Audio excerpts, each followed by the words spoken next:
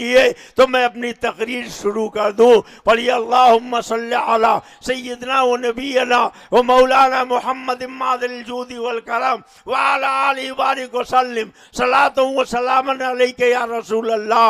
आइए सबसे पहले हम आपको अफजलुल खल्क़ बादल अंबिया यारे गारे नबी हजरत सैयदना सिद्दीक़ अकबर की बारगाह में ले चलते हैं। सैयदना सिद्दीक़ अकबर, आप बताइए आपके दिल में आपके नबी की कितनी मोहब्बत है। तो याद कीजिए बद्र के मैदान में जब हक़ व बातिल की पहली जंग हुई, ईमान और कुफ्र की पहली लड़ाई हुई, इस्लाम और जुल्म की पहली जंग हुई, तो ये सैयदना सिद्दीक़ अकबर हैं। जब जंग खत्म हुई उनके बेटे अब्दुर्रहमान आए और उन्होंने कहा अब्बू जान, एक ऐसा वक्त आ गया था, आप मेरी तलवार के ज़द में थे, अगर मैं चाहता तो एक बार में आपका सर कलम कर देता, मगर चूंकि आप मेरे बाप थे इसलिए रिश्ते अबूवत ने मेरी कलाई थाम ली, मैंने जानबूझकर आपकी तरफ से सरफे नजर कर लिया तो जज्बे इश्क ने अंगड़ाई ली, मोहब्बत रसूल ने तेवर बदला,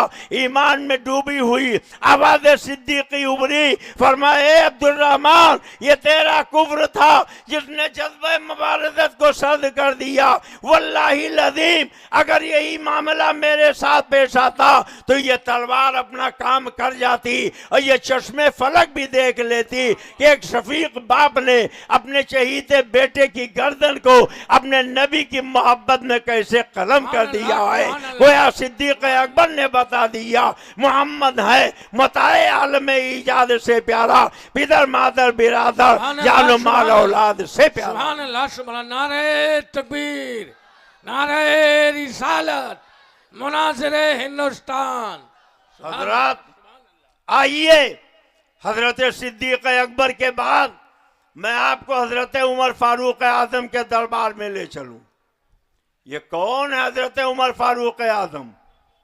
अल्लाह के रसूल फरमाते हैं कि उमर तुम जिस रास्ते से चलते हो शैतान वो रास्ता छोड़ देता है। हुजूर आला हजरत फरमाते हैं जिसके आदा पे सैदा सकल, वो उमर जिनके आदा पे सैदा सकल, उस खुदा दोस्त हजरत पे लाखों सलाम। ये हजरत सैयदना उमर फारूक आजम है। खैबर में इन्हें कुछ तो ज़मीन मिली, अल्लाह के रसूल के दरबार में आए और अर्ज किया या रसूल अल्लाह, खैबर में मुझे एक ज़मीन मिली है, मैं चाहता हूँ उस ज़मीन को खुदा की राह में वक्फ कर दूँ। आज वक्फ के सिलसिले में बहुत भरम में लोग डाल देते हैं, कहते हैं वक्फ का तज़किरा कुरान में नहीं है, हदीस में नहीं है, सहाबा की जिंदगियों में वक्फ नहीं मिलता है। आइए मैं आपको बताऊं वक्फ का मामला कहां से शुरू हुआ है। यह हज़रत उमर फारूक आजम है। अल्लाह के पैगंबर से कहते हैं या रसूल अल्लाह, खैबर में जो ज़मीन मुझे मिली है मैं चाहता हूँ इसको खुदा की राह में वक्फ कर दूँ। अल्लाह के पैगंबर ने कबूल फरमाया और खैबर की ज़मीन को हज़रत उमर फारूक आजम ने अल्लाह के नाम पे वक्फ कर दिया। तारीख का वो वाक़या भी याद कीजिए, हमारे आपके आका व मौला जनाब मोहम्मद रसूलुल्लाह सल्लल्लाहु अलैहि वसल्लम के चचा हज़रत अब्बास रज़ी अल्लाह ताला अन्हु है। एक दिन मदीना तैयबा के काजी के पास, गवर्नर के पास वो गए और उन्होंने कहा है गवर्नर मदीना, मेरी अदम मौजूदगी में मेरी इत्तला के बगैर मेरे मकान का परनाला अमीरुल मोमिनीन उमर फारूक आजम ने निकाल के अलग रख दिया है, इसलिए मैं इंसाफ चाहता हूँ। काजी मदीना ने हजरत अमीरुल मोमिनीन सैयदना उमर फारूक आजम को बुलाया। हजरत उमर फारूक आजम आ गए। काजी मदीना ने कहा ऐ उमर, ये हजरत अब्बास हैं, तुम्हारे खिलाफ शिकायत कर रहे हैं, तुमने इनके मकान का परनाला इनकी इजाजत के बगैर इनके मकान से निकाल दिया है, बताओ तुमने ऐसा क्यों किया? हजरत उमर ने कहा काजी साहब, बात यह है कि इनका मकान मस्जिद नबवी से करीब है और इनके परनाले से जब पानी गिरता है तो मस्जिद नबवी में आने वाले नमाजियों को तकलीफ होती है, बारिश खत्म हो जाती है, देर तक पानी गिरता रहता है, नमाजी परेशान होते हैं, नमाजियों ने मुझसे शिकायत की, इसलिए मैंने उस परनाले को निकाल के अलग रख दिया। हजरत अब्बास कुछ कहना चाहते थे। काजी ने पूछा, बताइए आप क्या कहना चाहते हैं? उन्होंने कहा, काजी साहब मेरे पास मकान नहीं था, मैंने अपने भतीजे जनाब मोहम्मद रसूलुल्लाह सल्लल्लाहु अलैहि वसल्लम से अर्ज किया। उन्होंने फरमाया, चाचा आप यहाँ मकान बना लो। जिस जगह की निशानदही अल्लाह के नबी ने की थी, मैंने वहाँ मकान बना लिया। और जब वो मकान बन के तैयार हो गया तो मैंने पूछा कि बताइए सरकार, इस मकान का परनाला कहाँ लगाया जाए? सरकार ने फरमाया, यहीं परनाला लगा दो। परनाला ऊपर लग रहा था और मैं नीचा था। तुरंत से अल्लाह के नबी ने अपने दोनों हाथों को दीवार पर रखा और टेक लगाया और फरमाया, चाचा आप मेरे कंधे पे सवार हो जाएं, ये परनाला लगा दे। मैंने अपने भतीजे सैयदुल अंबिया के कंधे पे सवार होके वो परनाला वहां लगाया था। नबी की मर्जी से लगाया था, नबी की मंशा के मुताबिक लगाया था। मगर उमर फारूक आजम ने उस परनाले को वहां से उखेड़ दिया है। काजी मदीना ने कहा, ए अब्बास आपके पास कोई इसका सबूत भी है? फरमाया, अभी बहुत से लोग हैं जो उस वक्त वहां मौजूद थे, वो हमें बता सकते हैं, इसलिए इजाजत दीजिए मैं उन्हें बाहर से बुला लाऊं। हजरत उमर रजी अल्लाह ताला अन्हु ने कहा, या रसूल अल्लाह, हजरत उमर ने कहा, एक काजी मदीना अब सरकार के चचा से कहिए वो किसी को गवाही के लिए न लाए। उन्होंने जो कहा है वो बात मेरे समझ में आ गई है। अब परनाला हाथ में लिया, कहा चचा चलिए उस मकान के करीब चलिए। और जब मकान के करीब पहुंचे, हजरत उमर ने दोनों हाथ दीवार पे टेक लगाया और फरमाया, चाचा आप मेरे कंधे पे सवार हो जाएं और इस परनाले को यहीं लगा दें जहां अल्लाह के नबी ने लगाया था। हजरत अब्बास उनके कंधे पर सवार हो गए, परनाला लगा दिया। और परनाला लगाने के बाद जब नीचे उतरे तो उन्होंने कहा, अमीरुल मोमिनीन आप भी गवाह रहिएगा, एक काजी मदीना आप भी गवाह रहिएगा, मुझे इंसाफ मिल गया। अब मैंने खाली परनाला नहीं, अपना पूरा मकान खुदा की राह में मस्जिद नबवी के लिए वक्फ कर दिया है। तो ये वक्फ का सिलसिला आज का नया नहीं है, ये हजरत उमर फारूक आजम के जमाने से चला आ रहा। कौन उमर फारूक आजम? याद कीजिए, तफसीर रूहुल बयान शरीफ में है, एक मस्जिद के नमाजी है, कहने लगे, अमीरुल मोमिनीन हमारी मस्जिद का इमाम रोजाना जहरी नमाजों में सूरह अबसा व तवल्ला की तिलावत करता है। हजरत उमर ने फरमाया, जाओ उस इमाम को पकड़ लाओ। लोग गए, इमाम को पकड़ के लाए, हजरत उमर के दरबार में खड़ा कर दिया। हजरत उमर ने इमाम से पूछा, मियाँ एक बात बताओ, कुरान में 114 सूरतें हैं, रोजाना जहरी नमाजों में यही एक सूरत तुम क्यों पढ़ते हो? इमाम ने कहा, मुझे ये सूरत ज्यादा अच्छी लगती है, 114 सूरतों में यही एक सूरत तुम्हें ज्यादा क्यों अच्छी लगती है? क्या इस सूरत में अल्लाह ने अपने नबी को डांटा है? जोर से कह दीजिए माज़अल्लाह। हजरत उमर ने सुना तो तलवार निकाली, सर कलम कर दिया, लाश खाको खून में तड़पने लगी। लोग आए, ऐ उमर ये आपने क्या किया? एक इमाम का कत्ल कर दिया, दाढ़ी पर रखने वाले का खून बहा दिया, एक कुरान पढ़ने वाले का कत्ल कर दिया।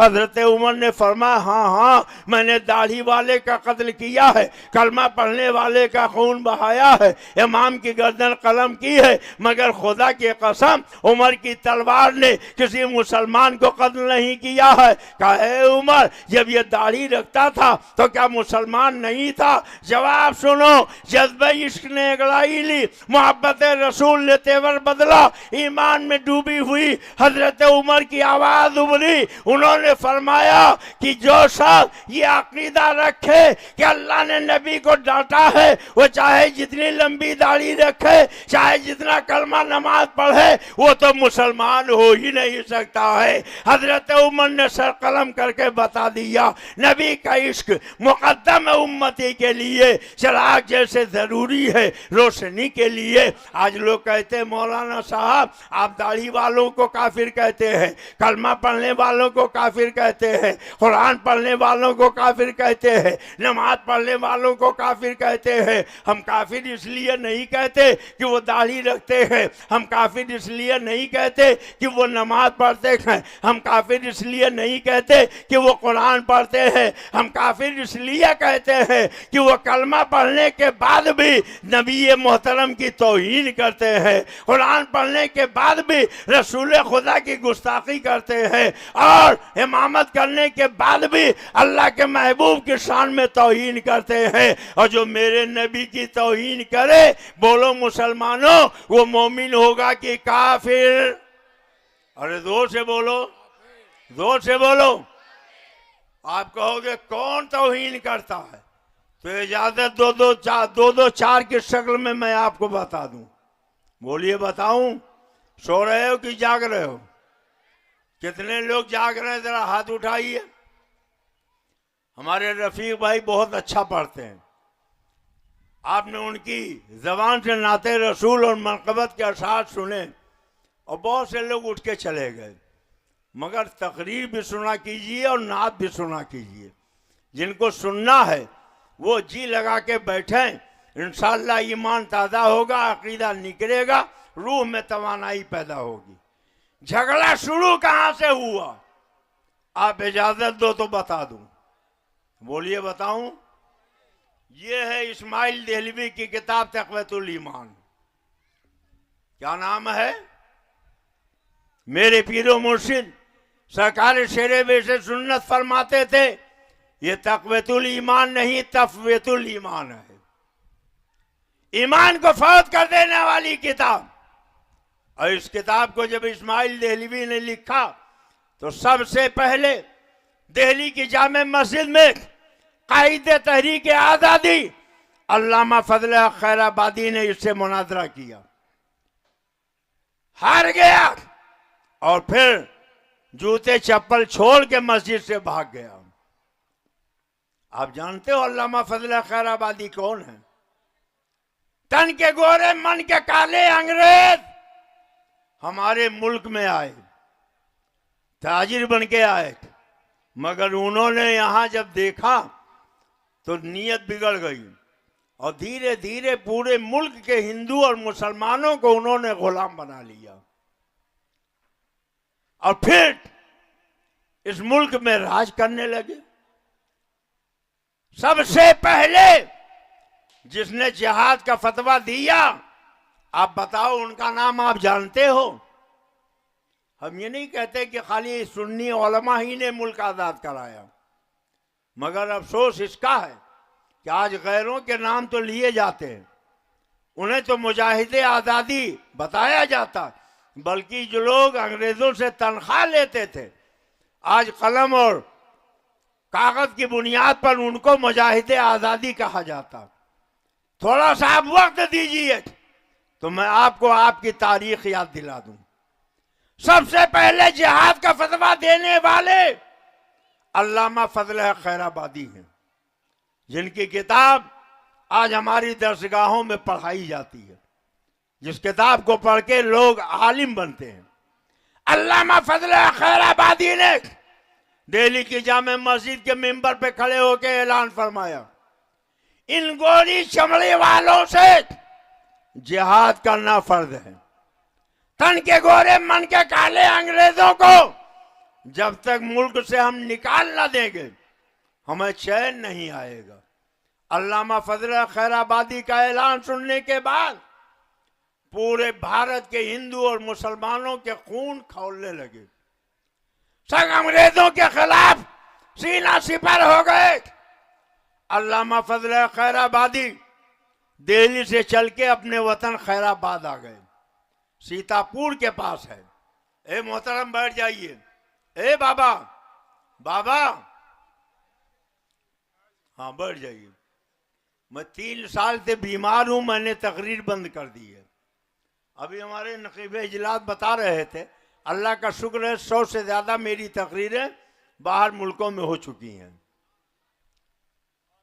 लेकिन भाई मोहम्मद रफीक साहब ने हजरत सूफी साहब क़िबला का हवाला दिया, और कहा तुम्हारे तकरीर की ज़रूरत है। मेरे हार्ट का भी ऑपरेशन हुआ, लीवर का भी ऑपरेशन हुआ, डॉक्टरों ने मना कर दिया है कि आप तकरीर न कीजिए। लीवर का इलाज तो आपके इलाके ही के डॉक्टर जुनेद खान साहब का चल रहा। अल्लाह का शुक्र है कि हार्ट का जो ऑपरेशन किया वो भी एक चिश्ती सुन्नी सहीहुल अकीदा डॉक्टर वजीउर रहमान है। दोनों डॉक्टरों ने मना किया कि तकरीर न करो, मगर जहां ज्यादा जरूरत महसूस करते हैं लोग बुलाते हैं तो चला जाता हूं। आ गया हूं तो मैं चाहता हूं कि कुछ बातें आप सुन लें। सीतापुर के करीब में एक कस्बा है जिसे खैराबाद कहा जाता। अल्लामा फजल खैराबादी वहीं के रहने वाले थे। फतवे जिहाद देने के बाद वो अपने वतन खैराबाद आ गए। एक मुखबिर ने जाकर अंग्रेज को लखनऊ में खबर दी कि जिन मौलाना के फतवे जिहाद से पूरे मुल्क में हिंदू और मुसलमान अंग्रेजों के जानी दुश्मन बन गए, वो अपने वतन खैराबाद में हैं। अंग्रेज ने कहा फौज लो, जाके उन्हें पकड़ के लाओ। 1000 की फौज भेजी गई। खैराबाद से अल्लामा फजल खैराबादी को गिरफ्तार किया गया। लखनऊ में अंग्रेज जज के सामने लाके खड़ा किया गया। अंग्रेज जज ने मुखबिर को बुलाया, पूछा क्या यही मौलाना फजल खैराबादी है जिन्होंने हमारे खिलाफ जदयहाद का फतवा दिया? मुखबिर ने चेहरा देखा तो मरूब हो गया। कहने लगा शायद ये कोई दूसरे मौलाना फजल खैराबादी हैं, ये वो नहीं है। और आप तो इतना जानते ही हो कि अगर मुखबिर बयान बदल दे तो रिहाई मिल जाती। मुखबिर ने बयान बदल दिया, मगर आईन जमा मर्दा हक गोइयो बेबाकी, अल्लाह के शेरों को आती नहीं रूबाही। हजरत अल्लामा फजल खैराबादी ने उस मुखबिर को देख कर डांट के फरमाया, ओ कमबख्त झूठ क्यों बोलता है? और अंग्रेज जज से कहा, ओ अंग्रेज कुत्ते सुन ले, मैं ही वो फजल खैराबादी हूं जिसने तुम्हारे खिलाफ जिहाद का फतवा दिया है। अंग्रेज जज ने कहा था मौलाना क्या कह रहे हो, क्या तुम्हें अपने जान की फिक्र नहीं है? तो मौलाना ने कहा था सुन ले, इज्जत के एक लम्हे की जिंदगी जिल्लत के 1000 साल जिंदगी से बेहतर होती है। अल्लामा फजल खैराबादी ने फरमाया मेरा वही फतवा कल भी था, आज भी है, और जिंदगी की आखिरी सांस तक मेरा वही फतवा रहेगा, मैं वही फतवा देता रहूंगा। अंग्रेज जज ने कहा मौलाना सोच लो, तुम्हें जिंदगी से हाथ धोना पड़ेगा। कहा मैं तैयार हूं। अंग्रेज ने ऑर्डर कर दिया, जिस्म से कपड़े उतार लिए गए, फटा हुआ कंबल सतर ढकने के लिए दे दिया गया, और जजीरे इंडमान अल्लामा फजल खैराबादी को पहुंचा दिया गया। एक अंग्रेज ने आपका शोला सुना, एक किताब लिखी थी लेके आया, कहा हुजूर आप मेरे किताब की इस्लाह कर दीजिए। तो अल्लामा फजल खैराबादी ने खाली इस्लाह नहीं किया, जितना अंग्रेज ने लिखा था उसका 4 गुना ज्यादा बढ़ा दिया।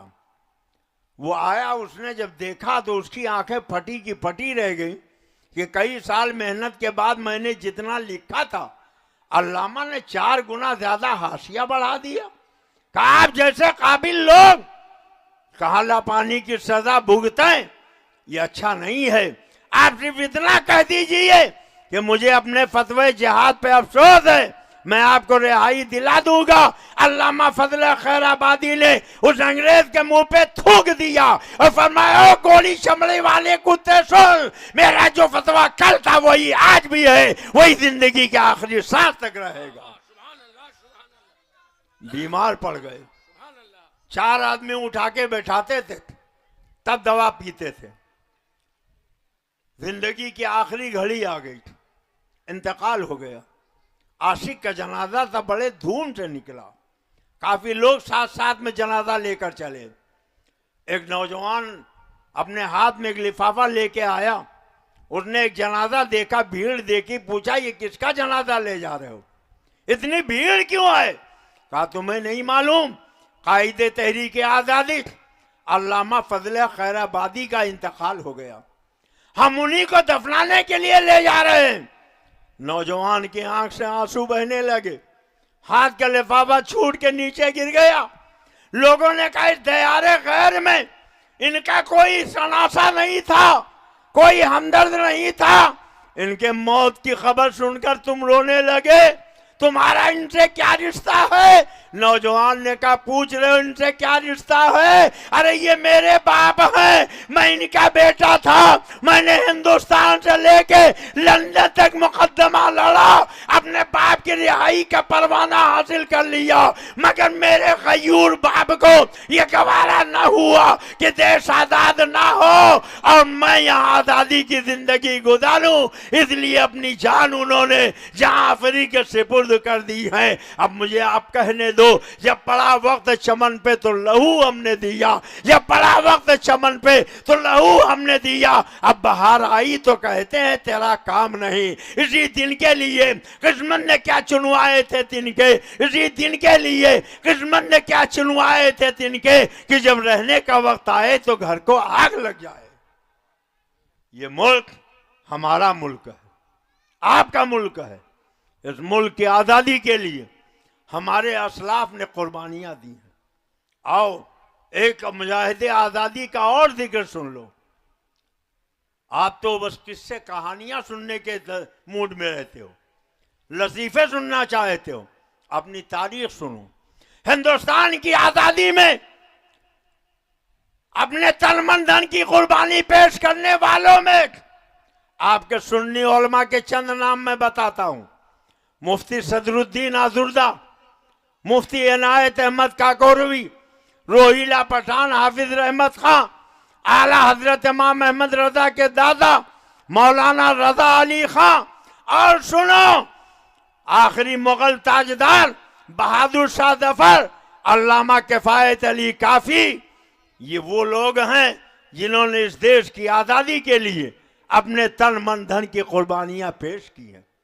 अशफाकुल्लाह खान शाहजहांपुर के रहने वाले थे, सुन्नी सही अकीदा थे।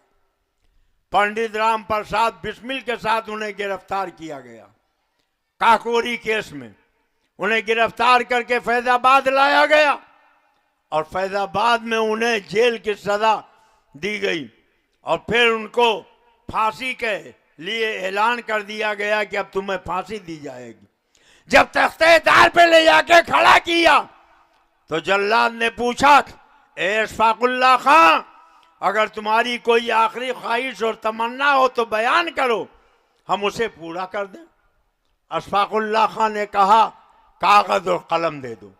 कागज कलम दे दिया गया।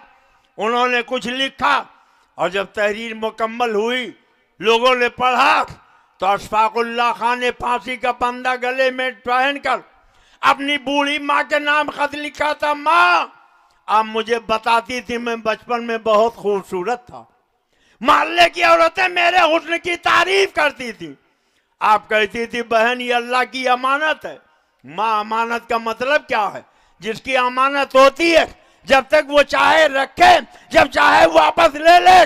माँ अल्लाह ने अपनी अमानत आपको दी थी, अब तक आपका बेटा आपके पास रहा। अब देश की आजादी के लिए आपका बेटा तख्तेदार पे झूलने जा रहा है, इसके खून का एक एक कतरा बह जाएगा। ए मेरी माँ, जब शाहजहांपुर में तुझे पता चले कि तेरे सपूत बेटे अशफाकुल्लाह खां को फांसी दे दी गई तो गम न करना, आंसू न बहाना, सर फख्र से ऊंचा कर लेना और दुनिया को बता देना मैं उस गैरतमंद बेटे की माँ हूं जिसने देश की आजादी के लिए अपने लहू का एक एक कतरा बहा दिया है।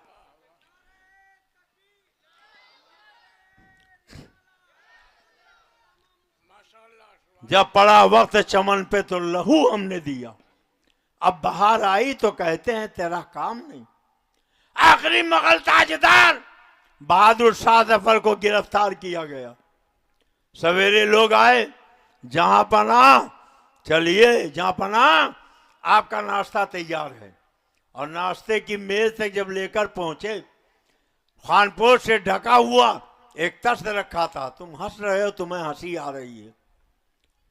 बूढ़े बाप ने नाश्ता के इरादे से जब खानपोश हटाया तो उनके सामने उनके 7 बेटों के कटे हुए सर रखे हुए थे। 7 जवान बेटों के कटे हुए सर बूढ़े मुगल ताजदार बहादुर शाह जफर को नाश्ते के लिए दिया गया। बहादुर शाह जफर ने अंग्रेजों को कहा कि एक तुम गोली चमड़े वालों, तुम ये समझते हो मेरे बच्चों की जान लेने के बाद तुम मेरे इरादे से मुझको बात कर दोगे? अरे मैं अपने लहू का एक कतरा बहा दूंगा, पूरा घर लौटा दूंगा, मगर तुम्हें इस मुल्क से भागने के पे मजबूर कर दूंगा। जब बड़ा वक्त चमन पे तो लहू हमने दिया, अब बाहर आई तो कहते हैं तेरा काम नहीं। याद करो, अल्लामा किफायत अली काफी मुरादाबाद के रहने वाले 80 साल के बूढ़े हैं। उन्होंने अंग्रेजों के खिलाफ ऐलाने जंग फरमाया। अल्लामा किफायत अली काफी थे। अंग्रेजों ने कहा 80 साल के बूढ़े हो गए हो, तुम्हें अपने बुढ़ापे तरस नहीं आ रहा? क्या कह रहे हो? जान से हाथ धोना पड़ेगा। अल्लामा किफायत अली काफी ने भी कहा इज्जत के एक लम्हे की जिंदगी जिल्लत के 1000 साल जिंदगी से बेहतर होती। मैं तुम्हारी गुलामी नहीं बर्दाश्त कर सकता। फांसी की सजा सुनाई गई और तख्तेदार पे लटकाने से पहले पूछा गया अगर कोई ख्वाहिश और तमन्ना हो तो बताओ। और जानते हो कितनी अजियतें पहुंचाई गई थी। लोहे की गर्म इस्त्री, उसमें अंगारे डाल दिए गए और अंगारे से लोहे की इस्त्री जब लाल अंगारे की तरह दहकने लगी तो अल्लामा किफायत अली के बूढ़े जिस्म पर वो इस्त्री फेरी गई। जिस्म की खाल उसमें चिपक के बाहर आ गई, खाली हड्डी और चमड़ा जिस्म पे रह गया। मगर फिर भी वो तैयार ना हुए, अंग्रेजों की गुलामी के वास्ते आमादा ना हुए। अंग्रेजों ने कहा इनके जख्मों पे नमक छिड़को, नमक की तकलीफ से ये जरूर बैत कर लेंगे, जरूर ये अपने फतवे को वापस ले लेंगे। नमक छिड़का गया, मगर फिर भी अल्लामा कहते रहे इन गोली चमड़े वालों को अपने मुल्क से जब तक बाहर न कर लेंगे हम अपना फतवा वापस नहीं ले सकते। तख्तेदार पर लटकाया गया।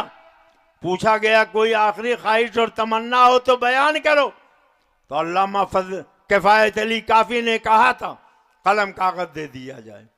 कलम कागज दिया गया, उन्होंने भी कुछ लिखा। लोगों ने जब पढ़ा तो उन्होंने पूरी कौम के नाम पे एक पैगाम लिखा था।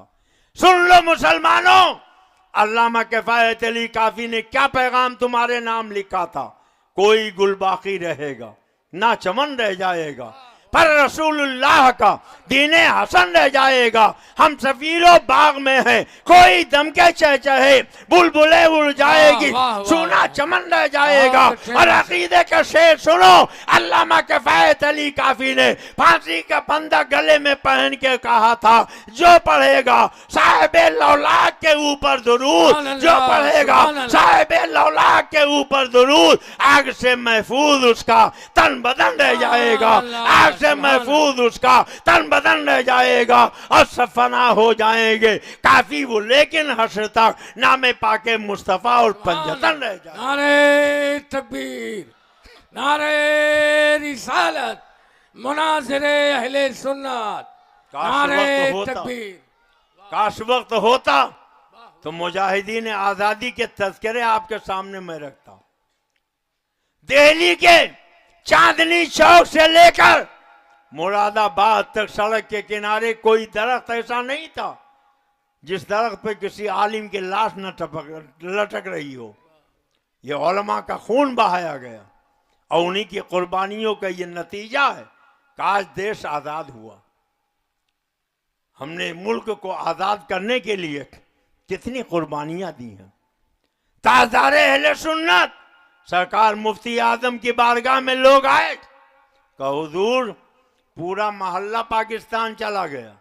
लोग कहते हैं पाक अल्लाह, पाक कुरान, पाक जिस्मो जान हो, क्यों ना फिर रहने को अपना मुल्क पाकिस्तान हो, तो आप भी चले चले। तो सरकार मुफ्ती आजम ने क्या कहा था, ऐ लोगों तुम मुझे ले जाना चाहते हो, मैं चलने को तैयार हूं, मगर मेरी एक शर्त है। लोगों ने पूछा क्या शर्त है? कहा मेरे आला हजरत यहाँ है, पहले इनको ले चलो। ये आला हजरत ने मस्जिद बनाई, पहले इस मस्जिद को ले चलो, ख्वाजा गरीब नवाज को ले चलो। अगर हमारे आबा व अजदाद यहीं कब्रों में रहेंगे, हमारी मस्जिदें यहीं रहेंगी, तो मुस्तफ़ा रजा भी यहीं रहेगा।